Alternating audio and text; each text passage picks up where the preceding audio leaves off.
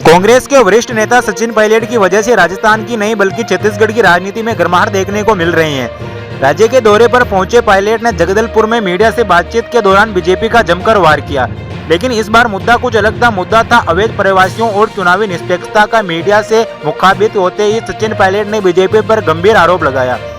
उन्होंने कहा कि बीजेपी अवैध प्रवासियों के मुद्दे को लेकर लोगों को गुमराह कर रही है। पिछले 11 वर्षों से केंद्र में सत्ता में रहने के बावजूद अवैध प्रवासियों पर ठोस कार्रवाई नहीं की गई, सिर्फ भाषण शोर, लेकिन जमीनी पर कार्रवाई नहीं।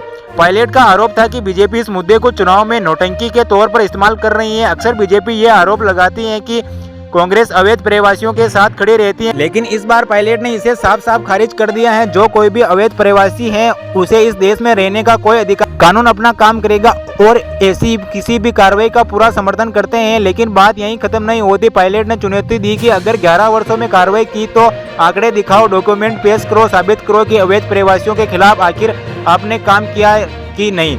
अवैध प्रवासियों का मुद्दा चल ही रहा था कि पायलट ने एक और बड़ा सवाल खड़ा कर दिया कि SIR और मतदाता सूची में गड़बड़ी का। उन्होंने सवाल किया कि अब जब कांग्रेस ने मतदाता सूची धोखाधड़ी के दस्तावेज और आंकड़े चुनावी आयुक्त को सौंपा तो उस पर कार्रवाई क्यों नहीं हुई। पायलट ने याद दिलाया कि राहुल गांधी ने प्रेस कॉन्फ्रेंस में वोट चोरी, नाम हटाने और फर्जी मतदाताओं के मुद्दों पर विस्तृत जानकारी दी थी, लेकिन चुनाव आयोग जांच का आदेश देने पर भी विचार नहीं कर रहा है। सचिन पायलट का दावा है कि सबसे बड़ा डर ये है कि किसी भी प्रक्रिया में दलित, आदिवासी, गरीब और ओबीसी समुदाय के वास्तविक मतदाताओं को निशाना ना बनाया जाए। उन्होंने कहा कि हम चाहते हैं कि कोई भी असली मतदाता, चाहे वो किसी भी समुदाय का हो, लेकिन चुनाव प्रक्रिया से बाहर ना हो। बीजेपी नेताओं द्वारा बार बार घुसापैठ शब्द का इस्तेमाल करने पर पायलट ने कड़ा एतराज जताया। उन्होंने कहा कि जो कोई भी अवैध प्रवासी है, अवैध तरीके से मतदान कर रहा है, उसे ऐसा करने की अनुमति नहीं दी जा सकती, लेकिन इसके नाम पर जनता को गुमराह करना ये सरासर गलत है। राज्य में चुनाव नजदीक है और मुद्दों को लेकर दोनों पार्टियों की बयानबाजी तेज हो चुकी है, लेकिन सचिन पायलट का यह बयान सरकार, चुनाव आयोग और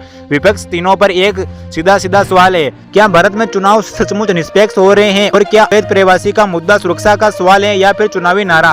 अब यह जनता को तय करना होगा कि राजनीति में मुद्दा क्या है और मुद्दे की राजनीति कौन कर रहा है।